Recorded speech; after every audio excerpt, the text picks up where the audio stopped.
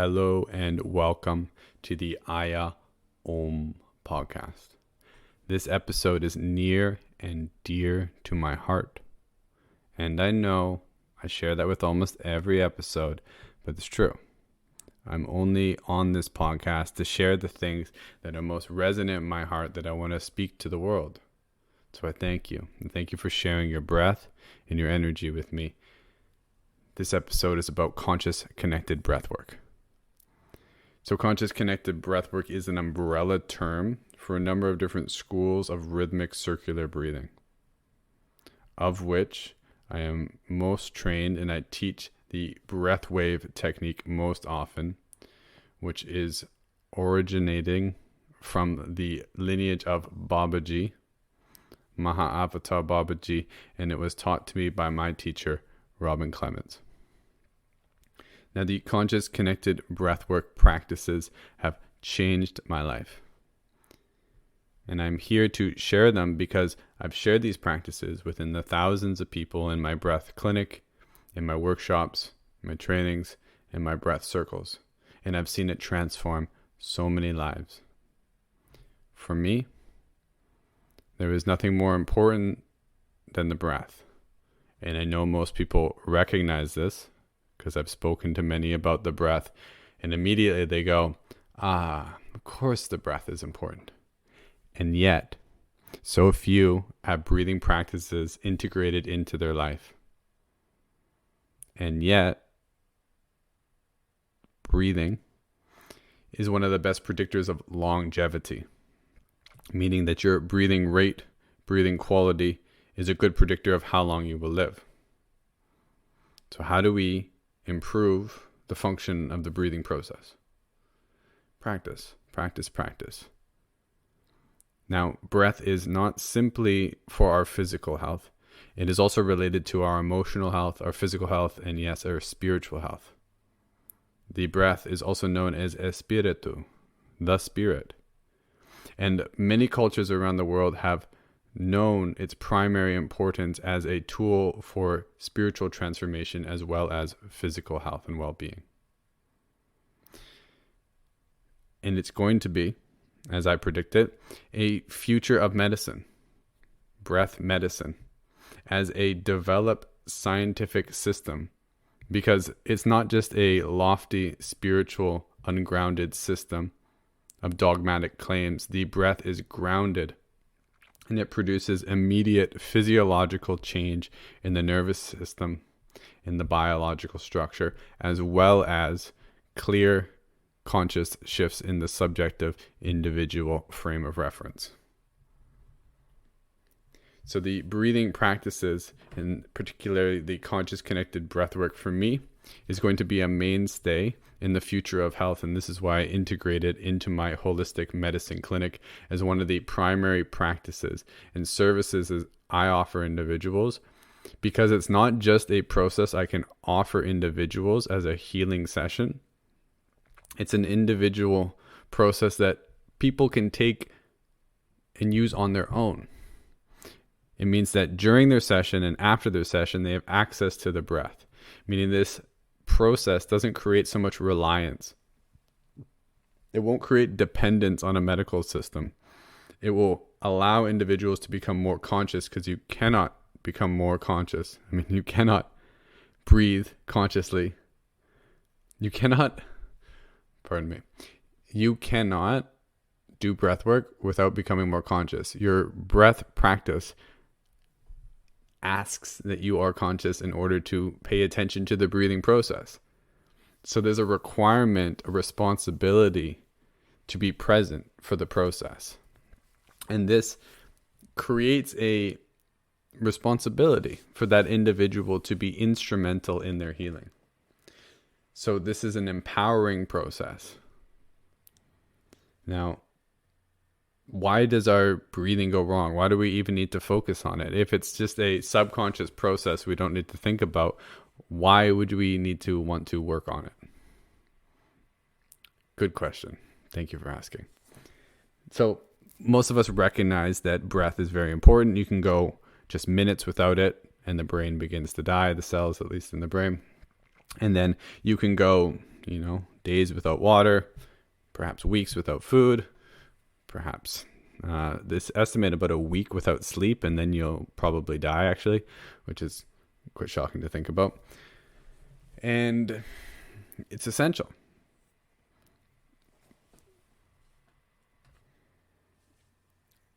So why does the breath go off? Well, you see, we're born, if we're born without trauma, with a beautiful full breathing pattern. The breath naturally begins its expansive force actually in the lower abdomen. And this creates an expansive ripple as the abdomen expands all the way up to the chest. And there's even an opening in the throat, which has a little diaphragm that expands up into the mouth. And even the upper palate is a diaphragm that expands on the inhaling breath, meaning that the whole length of the spine receives an expansive force, which is coordinated with the breathing process. And as you exhale, there's a relaxation of the primary diaphragms in the pelvic floor, in the thoracic cavity, as well as in the throat and the upper palate, which I've spoken about. This is your whole body ebbing and flowing with the universe. Because as you may know, the breath is a system based on pressure. As you breathe in, the pressure change between the pressure in your lungs and the external environment is enough that it creates like a vacuum. The breathing in and the breathing out is you having a conversation with the universe, a push and pull. Now, when the baby comes out, it's having a beautiful and harmonious relationship. It's fully coordinated. Its major biological oscillators, or its clocks, internal body clocks, are all coordinated with the universe. We're in harmony. This is one of the reasons why babies are so pure. They have a naturalness and a flexibility and a coordination, which is beautiful. It's like an animal. They're not flat-footed and goofy. They have a kind of natural flow. Now, over time, our conditioning, the experiences when we're young, certain things that we're born with that can come in from past lives can also affect this as well. Not going to get into past lives and other things here. Let's just speak to our babies. When we come in, we have all these experiences. Some of these experiences are too much for the child to handle. The emotions, the shock, the fear, whatever might be coming up. And instead of feeling what was to be felt at the time, an individual, a child, a baby, whatever age, will suppress this emotion. This energy, which is the emotion, the energy in motion, is suppressed or repressed in the system, which forms a blockage. It's a contraction or a holding held in at the level of the energy, which also rips into the mind, the body. And this causes tensions in the physical and emotional. In Chinese medicine, we just call these blockages. Now, these holdings or blockages can be in the muscles, the fascia, as well as they're found in the diaphragms. The diaphragms are expansive and contractile tissues which allow for pressure changes in the body cavities. So once these hold some tension, they lose their elasticity, they lose their capacity to properly expand and contract. And that natural breathing, that natural engagement and communication with the universe becomes off. So we're no longer fully expanded. We're no longer fully opening and saying yes to life, saying yes to breath, saying yes to the life force that comes in, that gives the body the energy to animate, to grow, to expand. And these prolonged tensions are holdings which also express that we're not ready to let go. We're not surrendered. We're holding on. Do you see how the language is at the level of the physical, the body's clenching, but at the level of the emotional, it's the same thing. There's a repression. So we're holding in, we're suppressing, we're holding on. And in the mind too, the mind will become rigid, less open. So you see, there's this medley of things happening at a very early age for most people. So pre-verbal, before you can even speak to it, at the time when you're mostly in an unconscious and subconscious state. So by the time you become conscious, you have all these conditioned patterns that are stored in the subconscious, attractions and fears and phobias and these tensions in the body from this life and past lives, if we want to go there. And then when you get older and older, say you're in your 20s and you start exploring your life and your body, maybe you've ventured into a self-aware, self-realizing process of meditation or just reflective awareness to be a better person. You might not be aware of many of the conditioned patterns that have to do with your being and relating to the world, your attachment styles, how you perceive things, because it's at a subconscious level and it's affecting your processing and perception before you're even aware of it. There's a level of processing in the nervous system that happens that organizes information even before it gets to your conscious mind. By the time it comes to your conscious mind, your subconscious and your prejudices and biases have already been filtered into it. So instead of seeing life how it is, we're seeing life from our prejudices and biases. Now, there's a capacity we have to let go of a lot of this information and come more in harmony with the way of the world, the way it is.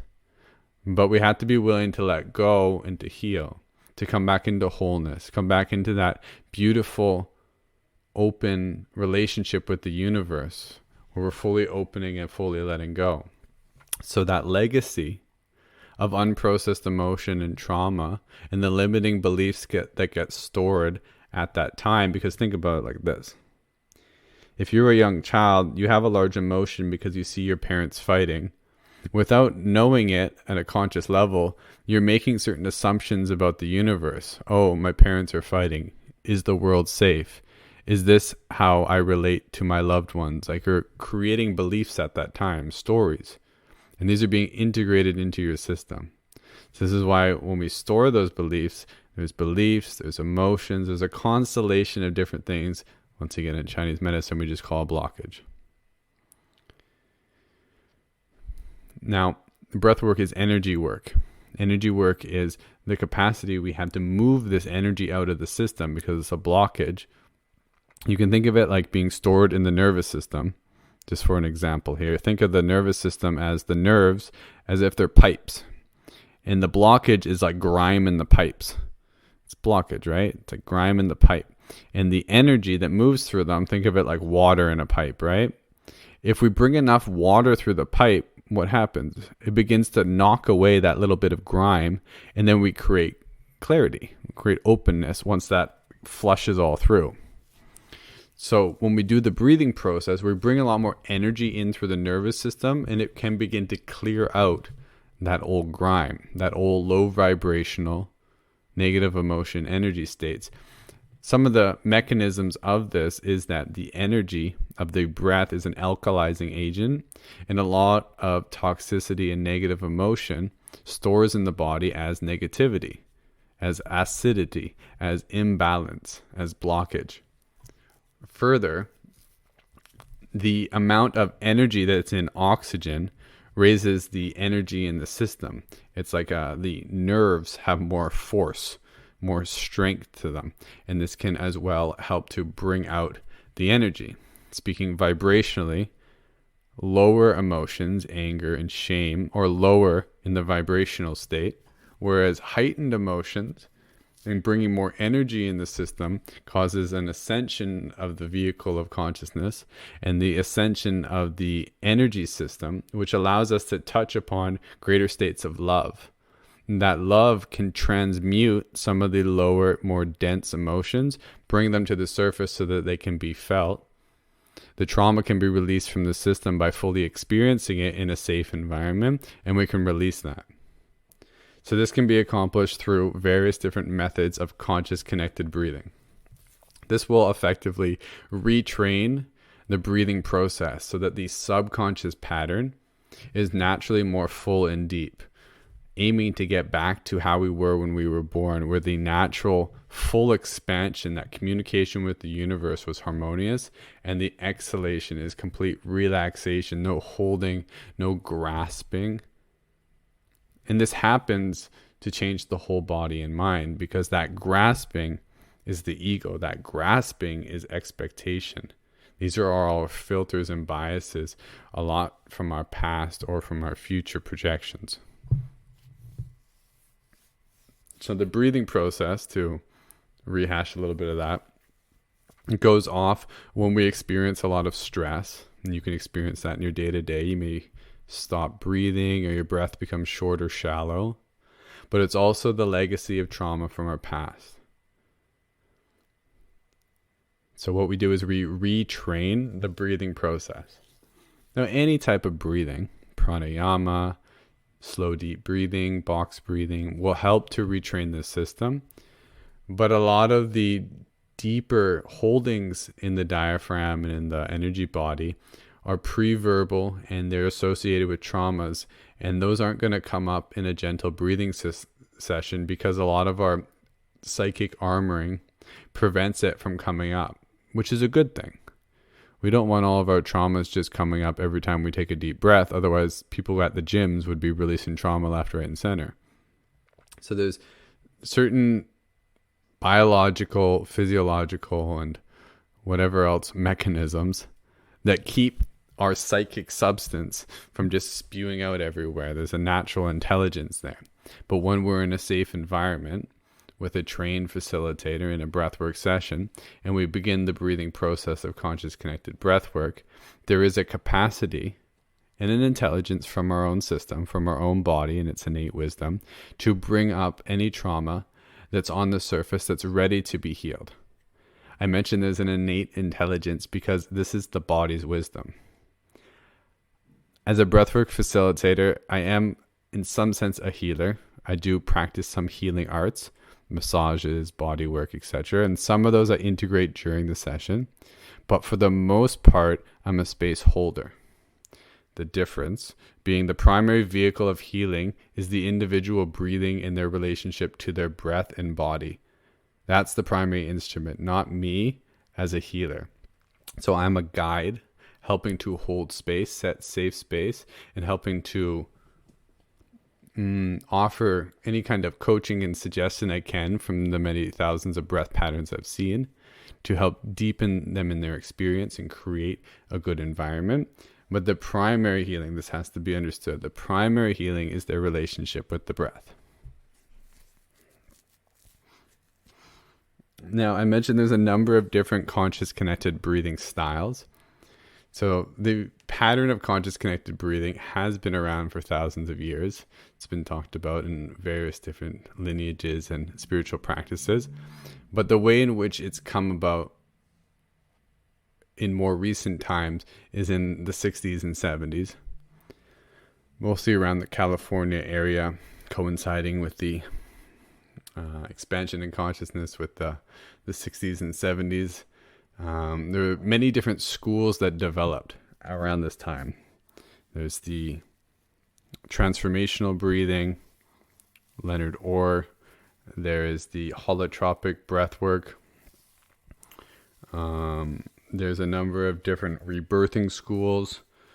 There's a number of different schools, and the schools generally keep the pattern of conscious connected breath, meaning the inhaling and exhaling breath is connected without pause. And then there's variations. Some do like a double inhale. Some focus on the exhale. Some have different elements added into the practice. Some sessions are really long. Some are short. There's a number of different things you can integrate into the practice which create it as like a separate school. The style that I've studied the most is the breathwave lineage. I mentioned my teacher, Robin Clements, and I mentioned that it came from the lineage of Babaji. Now I'd like to talk mostly about this technique, otherwise we'd be here all day, though I have trained and practiced several other styles, and I do practice like literally hundreds of different breathwork practices. This is the primary one that I offer most people. Why is that? Let me explain the technique, break it down, and then give a full explanation there. So, conscious connected breathing.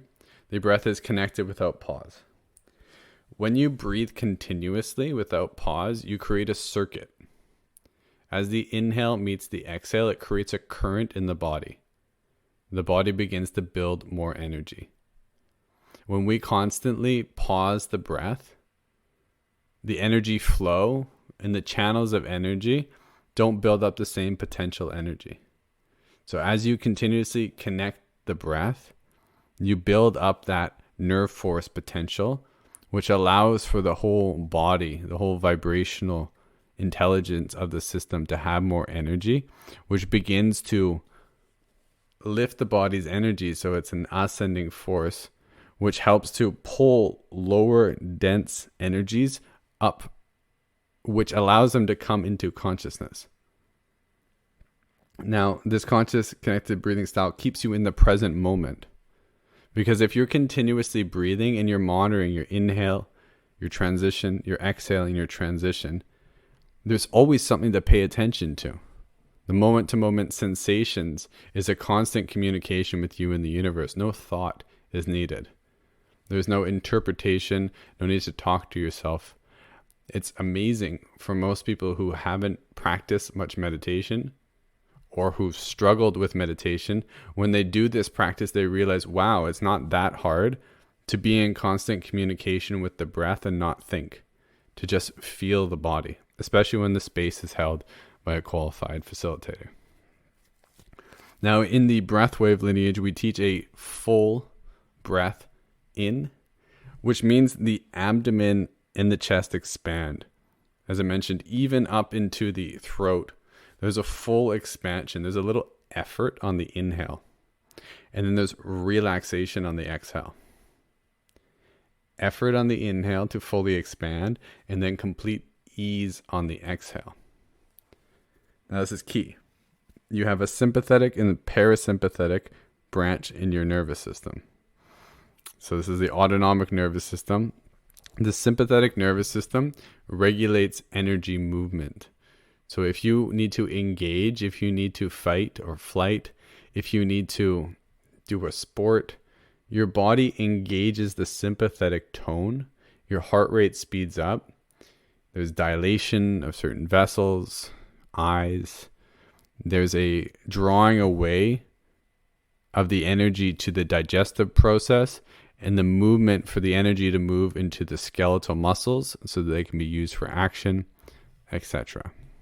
Whereas the parasympathetic is called the rest and digest, meaning it's an inverse. So a lot of that blood goes out of the skeletal muscles and into the digestive organs to help to digest the food, to become more muscle building at that time rather than energy using and muscle tearing. So these work best in balance. Now, these two forces, like yin and yang, these fundamental forces, are best when they're in harmony and there's a dynamic relationship between them both. Think about exercise in that way. It's not best to just not exercise. That's not the middle way necessarily. It is best for the body to have some degree of exercise to get a good stimulus, the right amount of resistance, and then from there to move into a more anabolic activity of resting and recovering. And through your relationship and dance of these polarities, that's the middle way of finding balance, which is the best way to keep the body in health.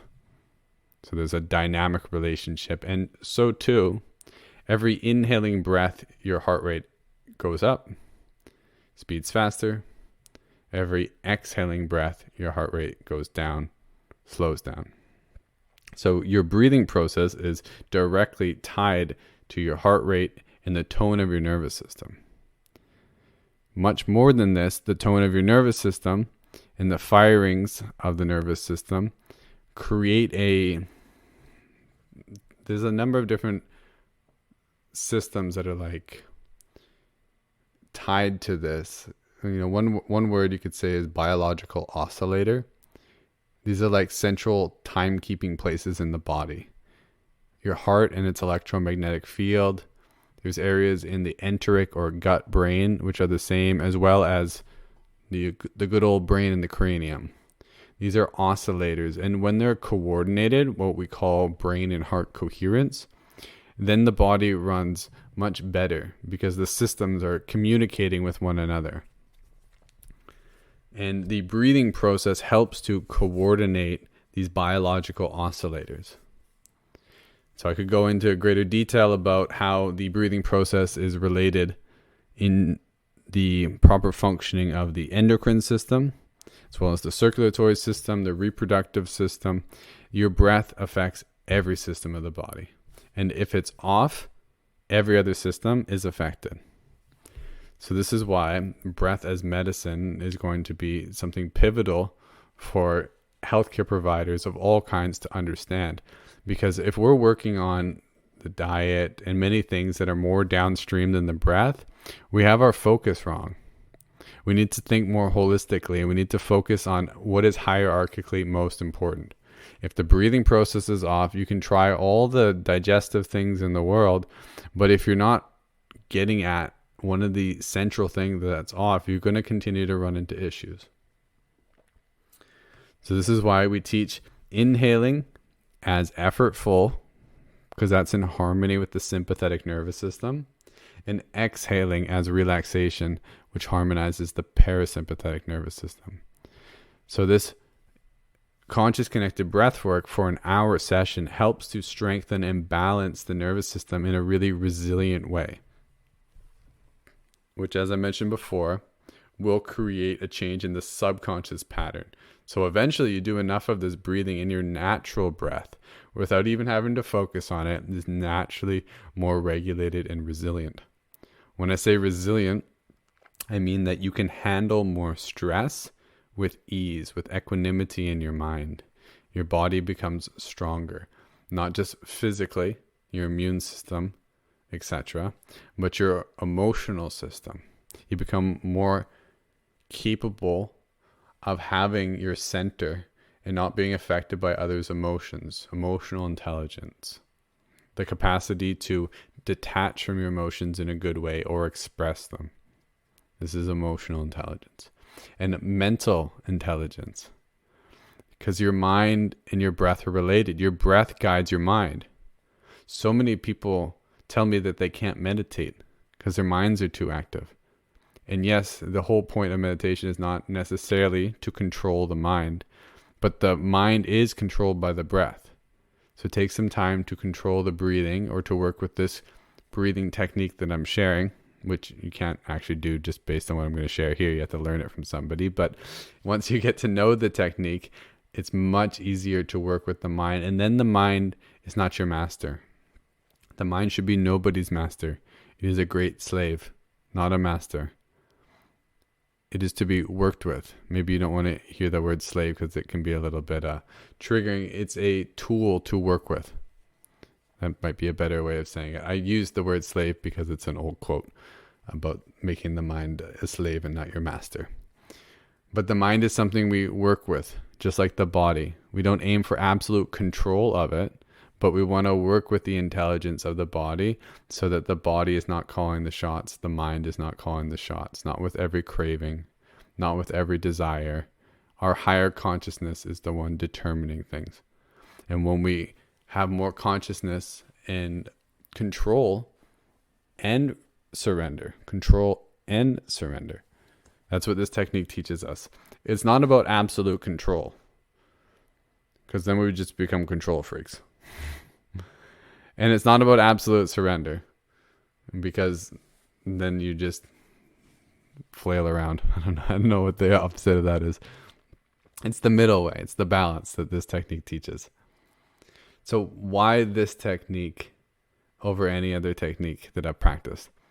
Because many of the other breathing styles I've found to be less harmonious with everyday life and my natural breathing process that I would like to keep. There are many sympathetic and like deep breathing, intense styles, which are fine for short periods. But for prolonged periods, this is not something I would want to do every day or very frequently, because that's not what I want to change my default way of breathing to, right? Because we have to be very careful with breath work. This is why in yoga, they teach many different practices. And when you begin, you start off with moral and ethical dimensions, and then you move to a physical practice, which we're familiar with, called asana. And then breathwork practices were given typically later to many students because they're more powerful.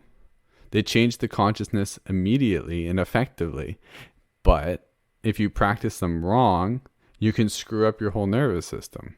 You can really change your system, and you can do it in a dumb way. Like, some individuals will find stimulating breath work and they'll do it all the time. And just like someone who drinks coffee all the time or takes stimulant all the times, they'll just burn their system out. So there is a responsibility to learning these practices, to applying them well and right. So I don't want to practice a hypersympathetic practice all the time because I don't want to live in that tone. I want to practice a balanced breath. And I don't want to practice a double breath because that's not the most natural way of breathing.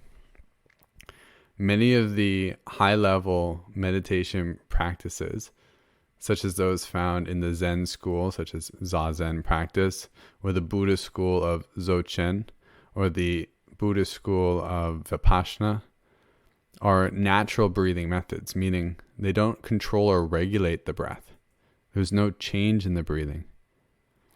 And there's something so misunderstood about this, especially in our culture, who is much more focused on yang activity, doing and accomplishing. We want to quickly change our consciousness, and our Wim Hof breathing is much more desirable for many because of what it does to athletic performance and our mind, etc.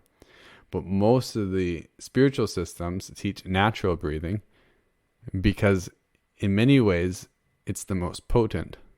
Not saying that, we shouldn't practice all of them in our repertoire of, like an ideal practice.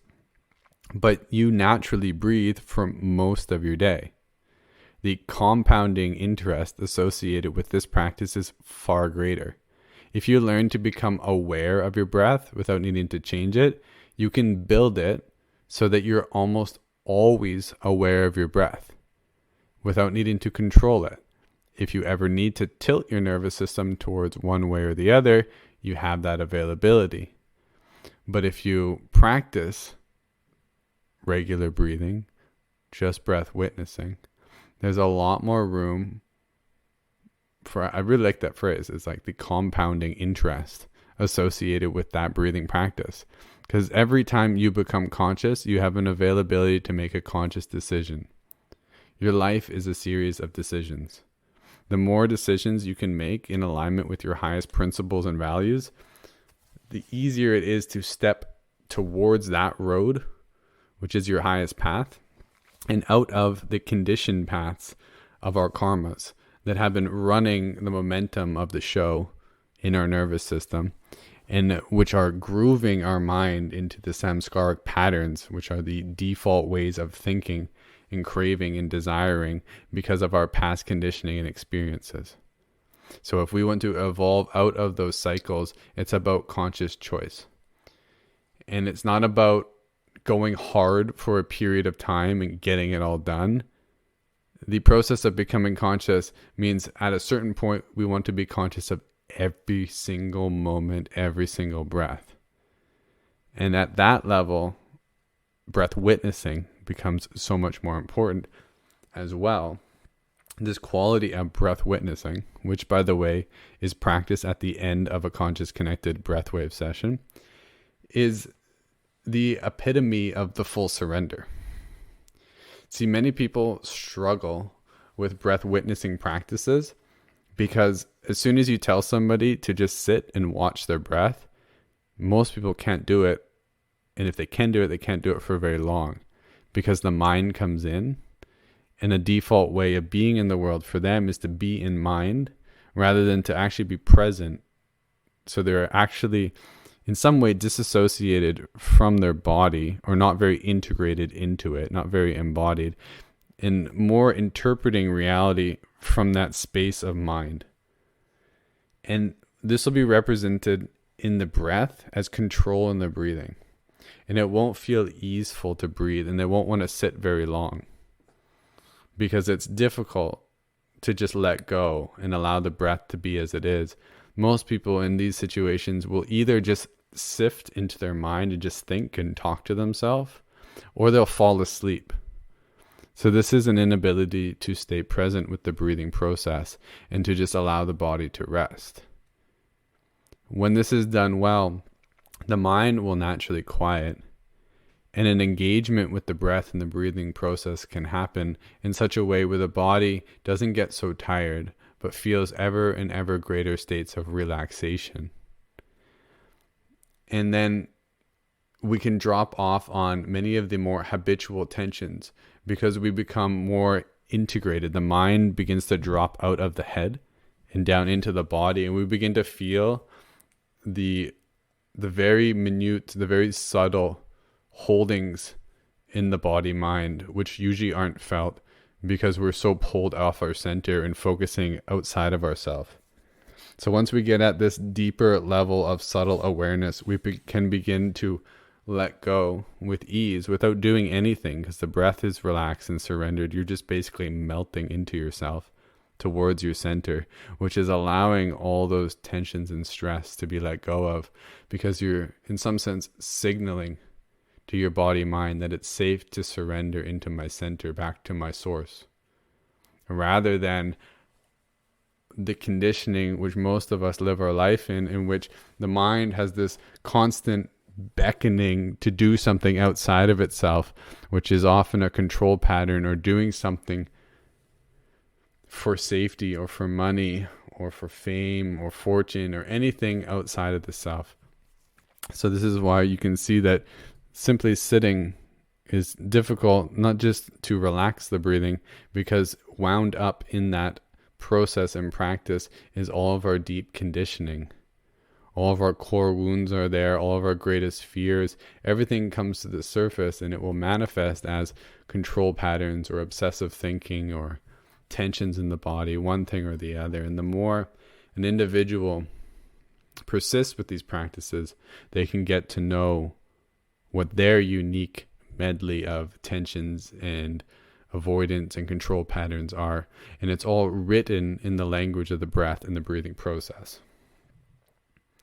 So as I mentioned, the Conscious Connected Breathwork practice ends in just breath witnessing. But for the first part of the practice, it's deep breathing. Like the first half an hour, maybe 40 minutes. It's not necessarily like a exact clock in time. And the one unique thing about this breathing practice that's not found in all conscious connected breathing practices is the use of body work. So I'm not just guiding the breath with my words unless I'm doing it online. I'm also using body work. So this could be some Thai yoga massage. This could be Qigong energy work or Qigong massage, which I'm well versed in, as well as various other pressure points, body locks, invitations for various other practices or body movements, trauma healing, release techniques, myofascial techniques. There's a big medley and repertoire of skills that I have that I integrate into these sessions. And all breathwork teachers typically have their unique skill sets. Some have medicine songs, or they integrate various pieces that are most representative of their gifts. So as I'm talking, I realize this needs a second episode, but I'll touch a little bit on the 7 chakras. Not a comprehensive view, but the 7 chakras are related to spinal centers. You can think of these as like convergences of where the nerves all focus in the spinal column. 6 in the body, 1 being outside of the body.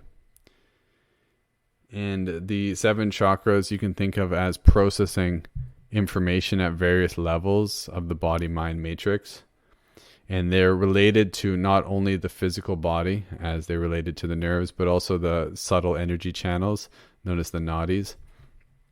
And they process information related to psychophysiological and emotional content, such as your finance and your self-esteem, and all of these are integrated into this larger system, which you can kind of think of as a system of mind.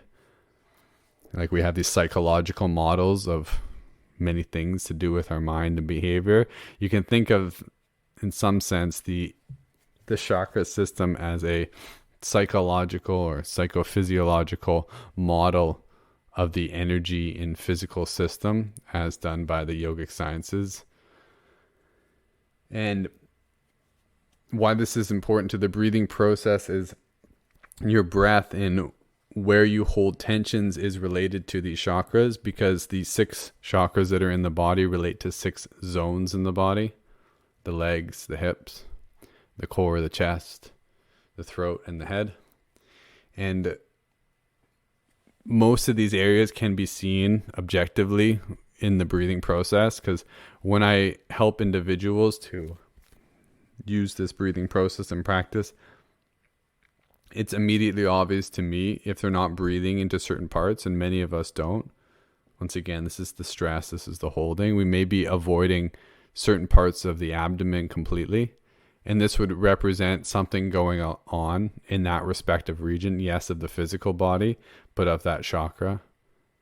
And then this gives me insight and information to go off into further assessments, and these are things that I'm not going to fully get into in this episode, but there's a whole way of assessing psychological, physiological, and emotional things going on in a person's body mind based on their breathing process.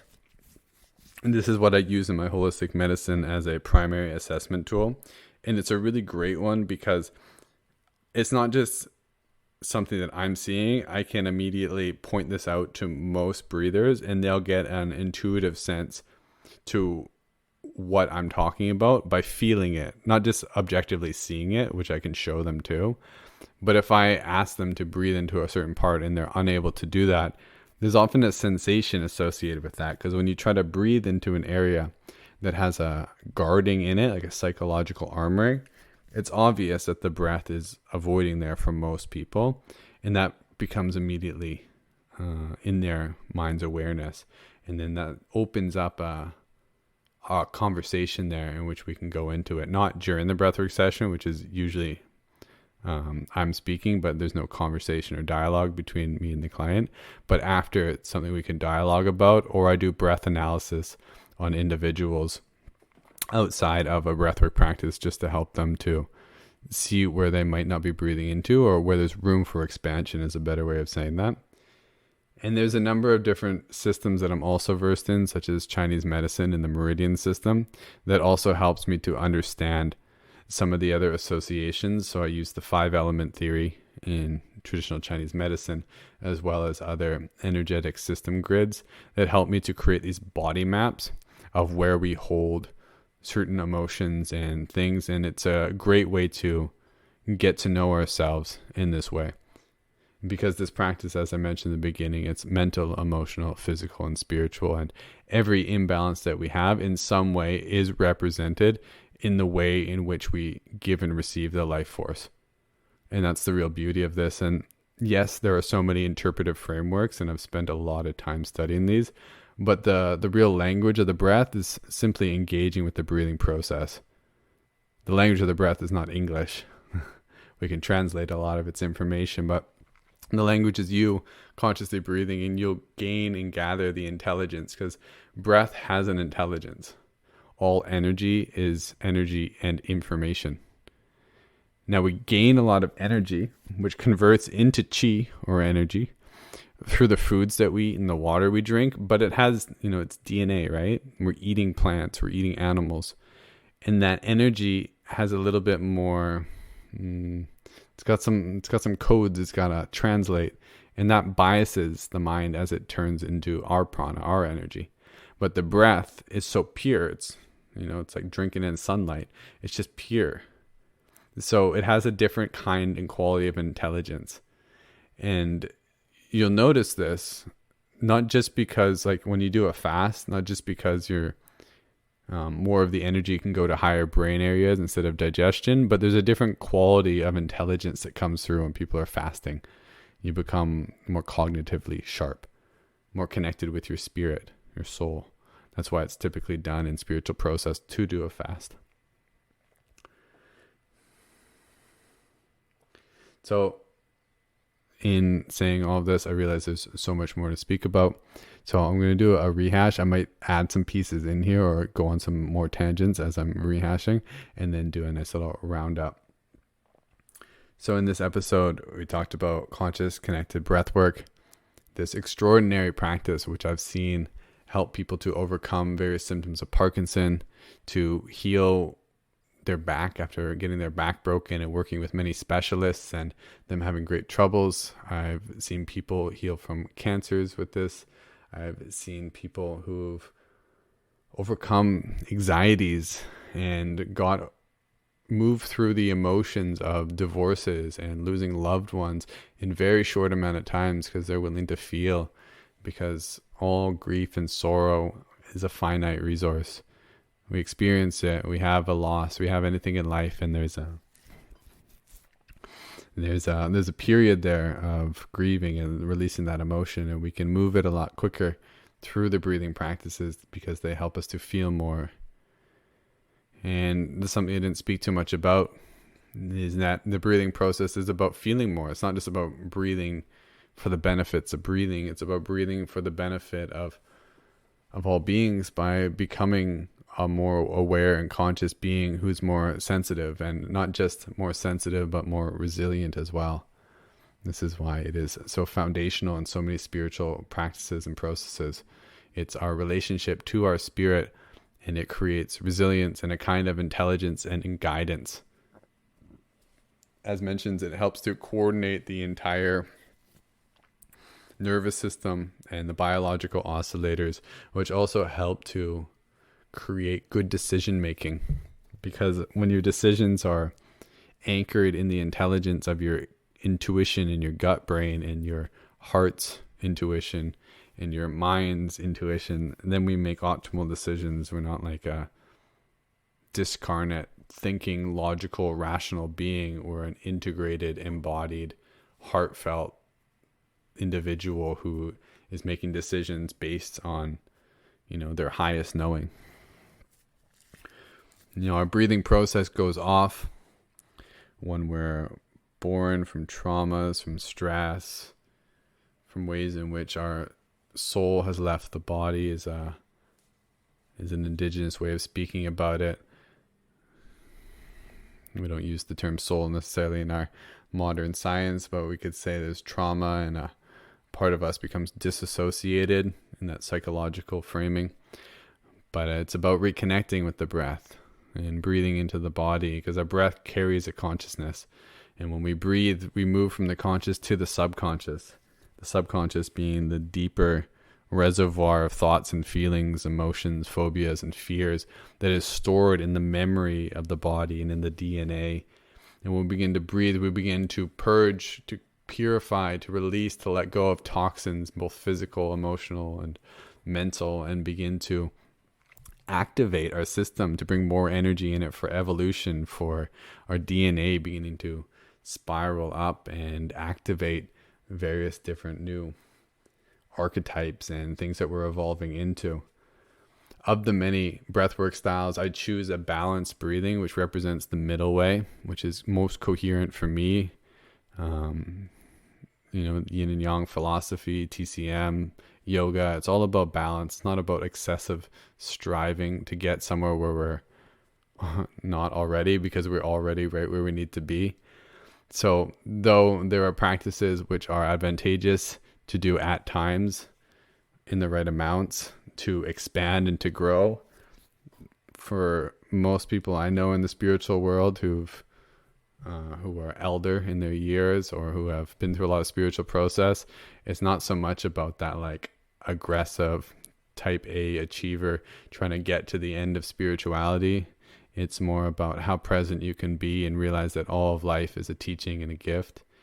And it's just the presence process of allowing our natural being to unfold from the center like a flower. It's a slow and beautiful blossoming process. And if it's forced, just like if you help a butterfly to come out of its chrysalis too soon, its wings are too weak for it to fly. So there's a real intelligence with the way things unfold, and our breathing doesn't need to blast us off, though it can, like some plant medicines or some of these more heroic and often masculine ways of getting there. And once again, I practice a lot of those, so I'm not against them. There's just a naturalness to the breath work that I find to be so healing, especially in our dominantly yang and achieving culture, to balance us, bring us back into harmony. And from there, we have more of an adaptability and choice to oscillate, to touch into those polarities when we need to, dynamically, and to come back to our center. So it's a real antidote to our modern life and to our health system, because it doesn't create reliance. There's just so much here, and it's so simple. It's the biggest secret underneath all of our nose, right? It's related to the 7 chakras we talked about, a little bit about the meridians.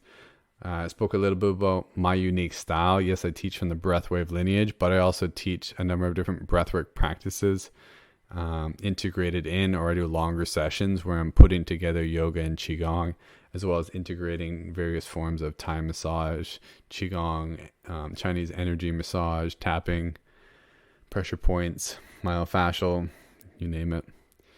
So this is, as I mentioned, one of the things that's near and dear to my heart. I offer it in one-on-one. I work with people in my holistic medicine clinic, where I do longer care programs, where it's kind of like seeing a naturopath. You come in to see me, and there's a longer assessment process, not just assessing your health history and your previous traumas, but your body, your breath, your goals, your dreams. Those are all important to me too, to gain an understanding of who you are and where you're going.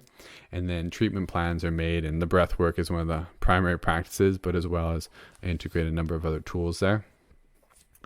This breathing process is something that you can learn and then practice on your own. And that's a great way to evolve in your life. Your breath is, I think I've said it so many times, it's this primary vehicle. There's nothing more important than the breath. I think that's really all that needs to be said at this point, because I can talk and talk and talk, and maybe you'll hear the message. Maybe more science is needed for other people to hear the message. Maybe one of these things struck a chord emotionally, mentally, physically. But really, once you try the practice, that's where it is. And every session's different, but trying the practice gives you a direct experience. Because what is truth? What is real knowledge but direct experience? It's not what's said in the Gita or the Bible. It's not what some preacher or guru said. It's your direct experience of truth. And not, like, our direct experience is hard to get to sometimes, because we have a lot of top-down processing in the brain, which interjects our subconscious and our prejudices and expectations. Rather than just experiencing sensations as they are, we have stories written in about them. So if we have this method, this breathwork practice, which helps us to move into a state where we can experience life as it is without the mind, that's so healing. To offer that to anybody, to just get a glimpse of it, that's my life's work. That's why I love this work. Thank you for listening. Aya Om.